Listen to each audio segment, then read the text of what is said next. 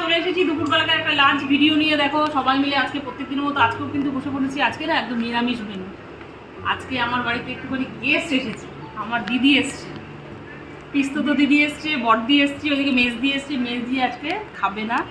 যাই হোক, মেনুতে কিন্তু আজকে অন্যদিনের মতো মাছ মাংস কিছুই নেই। আজকে সম্পূর্ণ কিন্তু নিরামিষ। আজকে উল্টো রথে আমাদের কাছে ছোট্ট একটা অনুষ্ঠান, এই জন্য আজকে নিরামিষ আইটেম সব। দেখো প্রথমেই আছে গরম গরম সাদা ভাত, তারপরে আছে থোড়, এদিকে আছে ডাল, টক ডাল করেছি আমরা দিয়ে, সাথে আছে আলুর চোখা, এদিকে আছে পোলাও, সাথে আছে আলুর দম, এদিকে আছে পুঁই পাতার বড়া, সব শেষে আছে টমেটোর চাটনি।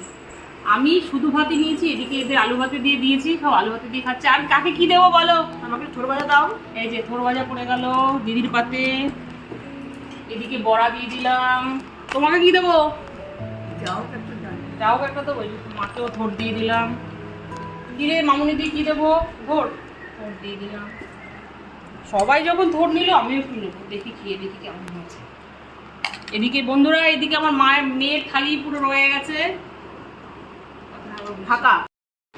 এইদিকে আমার মেয়ের থালা রয়ে গেছে ডাল আর আলু সেদ্ধ। সে থোড় ভাজা কিচ্ছু নেবে না, তাকে ডাল দিয়ে দিলাম।